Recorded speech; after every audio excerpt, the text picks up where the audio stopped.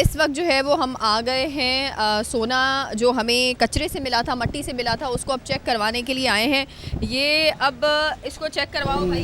ये जो केस लगाई है आपने, हाँ एक बार दिखा दें। हाँ अच्छा, तो ये जो कलर है ये इसका मतलब क्या होता है? डार्क कलर आना, लाइट कलर आना, होने का पता चलता है कि कितने कितने फर्क का ही है कि कितना कैरेट का है। अच्छा मुझे ये बताइएगा, ये जो आपने अभी कलर का बताया, ये अभी जो हमें नज़र आया है ये अभी लाइट का नॉर्मल डार्क कलर आया हुआ है, तो ये कितने कैरेट का होगा? तकरीबन 18 से 20 कैरेट का है। ये 18 से 20 कैरेट का है। अच्छा, तो इसको एक आम इंसान किस तरह से पहचानेगा अगर कलर के हिसाब से? चलेगा, फिर भी एक अंदाजे के मुताबिक हम कलर पर किस तरह से देख सकते हैं?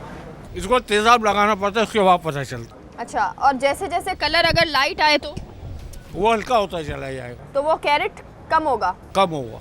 और अगर ये डार्क आए तो मतलब 24 कैरेट है। 24 कैरेट प्योर पीला हो जाएगा। कैरेट मतलब प्योर गोल्ड होता है वो।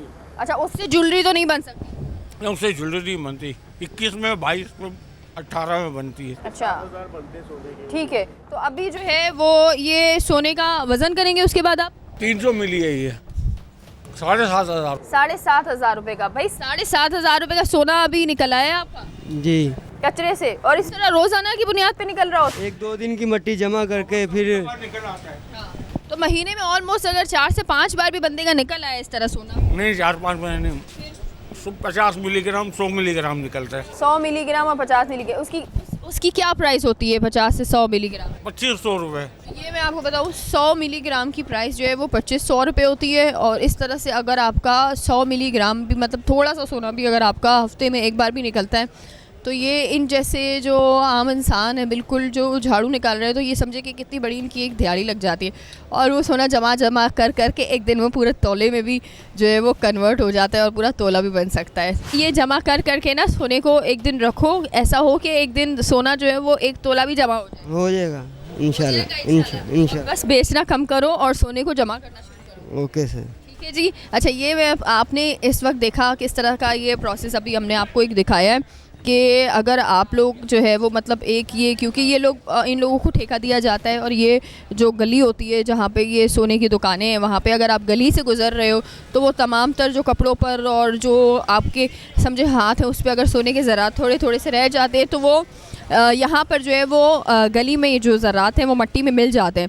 लेकिन कभी कभी ऐसा भी होता है कि अल्लाह ना करे वैसे तो, लेकिन कभी कभी ऐसा होता है कि जो सोना आप परचेज़ करते हैं वो लोगों के हाथ में से निकल जाता है, हाथ में से गिर जाता है, कभी कोई झुमका होता है वो। तो ये भी इस तरह की चीज़ें जब इन लोगों के हाथ लगती हैं तो वो भी इन लोगों के लिए कहीं ना कहीं जो है वो एक दिहाड़ी बन जाती है। अभी आगे आपको दिखाते हैं ओवरऑल क्या प्रोसेस है। ये भी एक सवाल है जो हमारे दिमाग में है कि क्या इनका कोई ठेका है तो किस तरह से है, क्या आखिर प्रोसेस है? कोई ठेका होता है स्पेशली इन लोगों को, मतलब किन लोगों को दिया जाता है और किस तरह का प्रोसेस है ये? असल में इनका ताल्लुक़ मसीही बिरादरी से है और ये कराची के अंदर 60-70 साल से तकरीबन इसी बाज़ार के अंदर ये लोग जो है इस काम पे मामूर हैं, और तकरीबन 150 से 200 की तादाद में ये मसीही बिरादरी से ताल्लुक़ रखने वाले हमारे दोस्त और भाई हैं जो अपनी रोज़ी रोटी इस बाज़ार से जमा करते हैं। और हमेशा पाकिस्तान का कोई डे हो या फिर कोई हमारा ईद त्यौहार हो, हमारे साथ बिल्कुल भाइयों की तरह जो है पार्टिसिपेट करते हैं हर चीज़ के अंदर, और हम भी इनका बहुत ख्याल रखते हैं क्योंकि लाज़मी बात है ये हमारा हिस्सा है और बाज़ार की सफाई और सुथराई के अंदर इनका बहुत बड़ा किरदार है। इसमें अल्लाह ने इनकी रोज़ी रखी हुई है तो अल्लाह पाक इनको रोज़ी देते हैं। जब सरमायाकारों को कारोबार, स्टॉक मार्केट या हुकूमती पॉलिसियों पर एतमाद नहीं रहता तो वो सरमायाकारी को सोने में मुंतकिल कर देते हैं। पाकिस्तान में यही कुछ हो रहा है। नतीजा ये निकलता है कि सोने की तलब बढ़ती है और कीमतें आसमान को छू लेती हैं। आप तमाम लोगों को इस बात का इल्म है कि हम ये देख रहे हैं कि हमारे पाकिस्तान में जो है वो दिन ब दिन सोने की कीमत जो है वो आसमान पर पहुंच रही है, लेकिन वहीं पर जो है वो क़ुव्वत ख़रीद भी लोगों की कम होती जा रही है। आखिर क्या वजह है कि लोग जो है, पहले तो एक तबका अगर हम बात करें कि एक आम इंसान कहीं ना कहीं सोने को अफोर्ड कर पाता था, लेकिन अब ऐसा आलम हो गया है कि अब एक मिडिल क्लास बंदा सोने को देख भी नहीं सकता है। क़ुव्वत ख़रीद बिल्कुल ख़त्म होती जा रही है। इन तमाम तर चीज़ों पर जो है वो बात करने के लिए इस वक्त हमारे साथ जो है इसी तमाम तर टॉपिक के बारे में बात करने के लिए हमारे साथ मौजूद हैं सागिब फयाज़ साहब, जो कि एक्टिंग प्रेसिडेंट हैं इस वक्त FPCCI के। उनसे जानेंगे कि आखिर जो है वो एक आम इंसान में जिस तरह से क़ुव्वत ख़रीद ख़त्म होती जा रही है उसकी क्या वजूहात हैं। जी सर, क्या समझते हैं आप?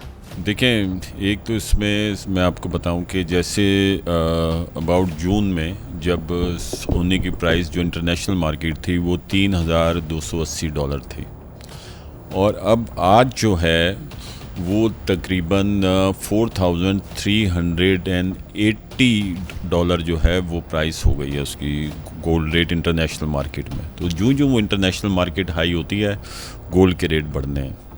अब रहा सवाल ये कि अब ये गरीब आदमी किस तरह अफोर्ड कर सकता है, क्योंकि उसकी जो परचेजिंग पावर है वो कम होती जा रही है। अब परचेजिंग पावर जो एक तरफ हम कहते हैं कि इन्फ्लेशन नहीं बढ़ रही है, तो हम लोग उसके लिए जो है वो अगर इन्फ्लेशन नहीं बढ़ी है तो वो है जो रोज़मर्रा की चीज़ें जो उसके खाने पीने की अशिया हैं या जो उसके आम इस्तेमाल की अशिया हैं उनके रेट्स नहीं बढ़ रहे हैं।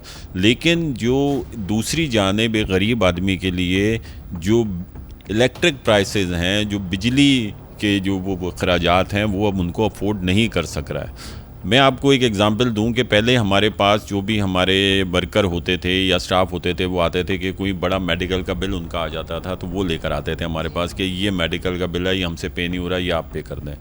अब मेडिकल के बिल के बजाय अब सबसे पहले वो हमारे पास बिजली के बिल लेकर आते हैं कि आप इनको पे कर दें, और हम लोग की ये क़ुव्वत बर्दाश्त से हमारी ये बाहर है कि अब हम इसको अफोर्ड नहीं कर सकते।